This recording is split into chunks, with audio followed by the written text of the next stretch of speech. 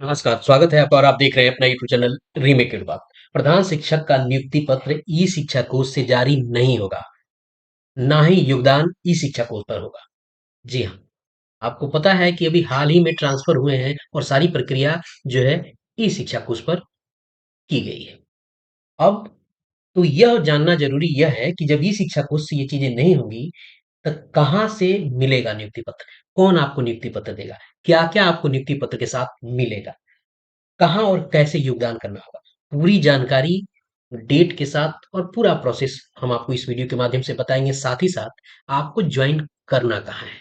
कौन आपका योगदान देगा? तो वीडियो को शुरू करते हैं। वीडियो को शुरू करने से पहले आपसे आग्रह करेंगे, पहली बार चैनल पे हैं तो चैनल को सब्सक्राइब कीजिए। कंटेंट पसंद आता है तो लाइक शेयर ज़रूर कीजिए। कल से एक पत्र जारी किया गया है और ये पत्र है 1954। 15/7 के डेट में आपको निदेशक प्राथमिक शिक्षा के द्वारा सभी जिला शिक्षा पदाधिकारी को भेजा गया है। विषय है बिहार लोक सेवा आयोग पटना द्वारा अनुशंसित एवं काउंसलिंग में सफल प्रधान शिक्षक की नियुक्ति और पदस्थापन के संबंध में। अब आगे देखते हैं और इसी क्रम में जब पत्र की चीजों को हम डिस्क्राइब करेंगे, उसी क्रम में जो प्रश्न इंट्रो में मैंने दिया था, उन सबके क्रमवार आपको सबकी जानकारी और सबके उत्तर आपको मिलते चले जाएंगे। अब जब देखिए यहाँ उन्होंने बताया है कि 35,333 अभ्यर्थियों को प्राथमिक विद्यालय आवंटित कर दिया गया, जिनका सभी का आपको कागजात और दस्तावेज सही पाए गए थे। यानी अब यहाँ ये हो गया कि अब आप पर कोई आगे कार्रवाई नहीं हो सकती है, क्योंकि आपके दस्तावेज और कागज पत्र एकदम काउंसलिंग में फिट फाट करके एकदम आपको आगे बढ़ाया गया है। इस चीज से तो आप निवृत्त हो गए। आगे जब नियुक्ति और पदस्थापन के संबंध में निम्नवत आदेश दिए जाते हैं और इसी आदेश में सारी जानकारी आपको मिलती चली जाएगी। जिन प्रधान शिक्षकों का विद्यालय आवंटित किया गया है, उन्हें विद्यालय में आवंटित विद्यालय में 21/7/2025 से 26/7/2025 तक योगदान हेतु समय दिया जाएगा। अब ध्यान दीजिए, इस में पे ध्यान दीजिए, आपको जो योगदान देना होगा, वहां जो अभी एचटी होंगे, ये तो चूंकि ये प्रभारी हैं, इनको प्रभार में है, आपको इनको योगदान देना होगा। तो अब आपके मन में एक सवाल उठ रहा होगा कि मैं तो फुल फ्लेज हेड टीचर चाह रहा हूं, तो मैं इस प्रभारी को क्यों दूंगा?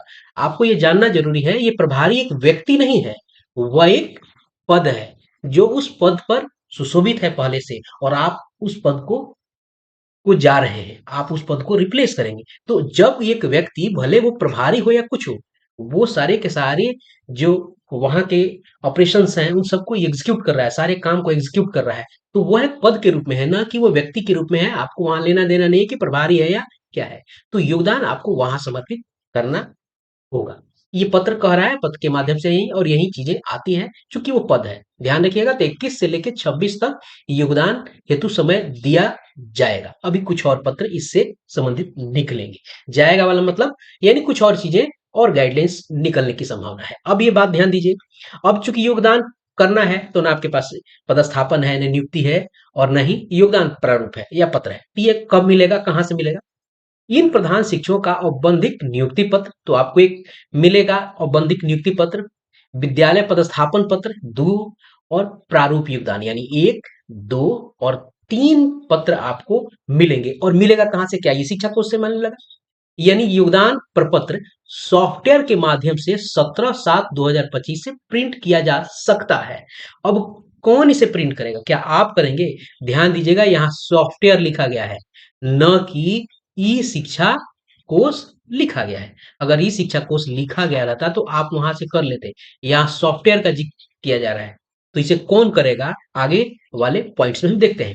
चूंकि प्रधान शिक्षकों को 21/7/2025 से योगदान करना है, जैसे आपने यहाँ देखा 21 से लेकर 26 तक, ऐसे में आवश्यक है कि उक्त तिथि के पूर्व यानी 21 से पहले औपबंधिक नियुक्ति पत्र, विद्यालय पदस्थापन पत्र और प्रारूप योगदान प्रपत्र का सॉफ्टवेयर के माध्यम से प्रिंट करना सुनिश्चित किया जाए। यानी सुनिश्चित किया जाएगा, किसको डायरेक्शन दिया जा रहा है? ये डायरेक्शन आपको दिया जा रहा है डीओ को, यानी आप इसे प्रिंट करेंगे और इसे ससमय प्रधान शिक्षकों को उपलब्ध कराया जाए। यहां से क्लियर चीजें स्पष्ट हो गई कि प्रिंट कौन करेगा? प्रिंट करेगा कार्यालय यानी डीओ साहब के कार्यालय इसे प्रिंट करेगा और वही इसको वितरित करेगा। आपको ध्यान होगा कि जब आप विशिष्ट शिक्षक बने थे तो यही प्रोसेस वहां हुआ था। वहां भी आपको नियुक्ति पत्र मिले थे, एक दूसरा आपको पदस्थापन मिला था, और तीसरा आपको योगदान मिला था, वही प्रोसेस है। और यहाँ भी वही प्रोसेस है, यहाँ भी डीओ कार्यालय ही उसे प्रिंट कर रहा है और वही उसे आपको वितरित करेगा, वही आपको उपलब्ध कराएगा। तो आपको मैं ये बताता चलूं कि आपको उपलब्ध डीओ कार्यालय के माध्यम से ही ये चीजें होंगी।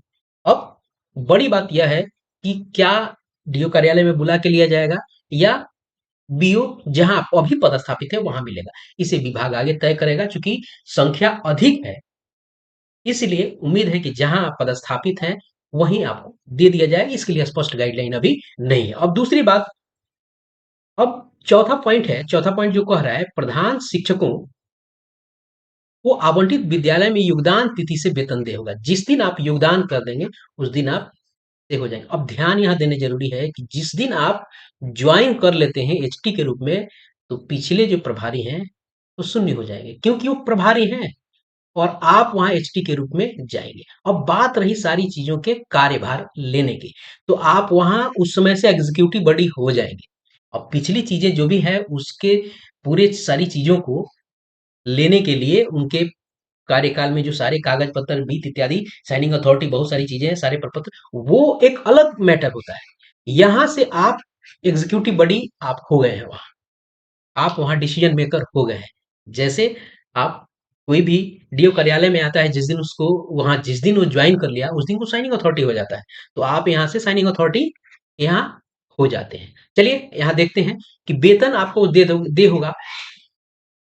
प्रधान शिक्षकों के योगदान के उपरांत इनका विभागीय काउंसलिंग पोर्टल पर टेक्निकल ज्वाइनिंग अनिवार्य है, जिसमें योगदान की तिथि और समय स्पष्ट अंकित होगा। अब देखिए काउंसलिंग पोर्टल किससे कनेक्ट है?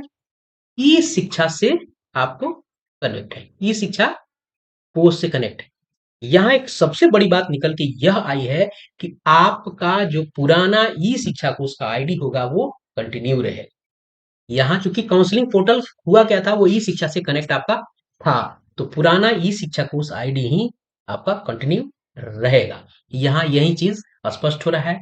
विभाग इसे करेगी, टेक्निकल ज्वाइनिंग कराएगी, लेकिन जैसे विशिष्ट शिक्षक आप बने थे नियोजित से, जैसे टेक्निकल ज्वाइनिंग हुआ था बाद में आपके क्या हो गया था, ई शिक्षा कोर्स पे ये विशिष्ट शिक्षक अपडेट हो गया था, वैसे ही ये जो टेक्निकल ज्वाइनिंग होगी, चूंकि काउंसलिंग पोर्टल पे यहाँ बात कही जा रही है और काउंसलिंग पोर्टल आपका ई शिक्षा कोर्स से कनेक्ट हुआ था, आपका एक दो पासवर्ड आपको ओटीपी इत्यादि आए थे, और ई शिक्षा कोर्स पर आपने जो भी अप्लाई किया था, आपका जिला आवंटन हुआ था, आपकी सारी प्रोफाइल ई शिक्षा कोर्स पे है, तो ई शिक्षा कोर्स का आपका आईडी ही कंटिन्यू रहेगा। ये ध्यान देने वाली बात है।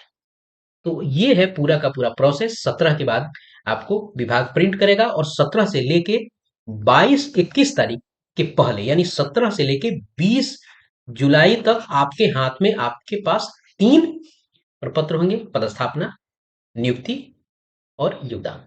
ये है, ये पूरा का पूरा प्रोसेस है और विशेष गाइडलाइन आपको आगे आने वाले दिनों अलग अलग प्रपत्रों के माध्यम से मिलेंगे। तो यहाँ स्पष्ट हो गया, ज्वाइनिंग आपको उस पद के सामने करना होगा, विद्यालय में कहा गया है।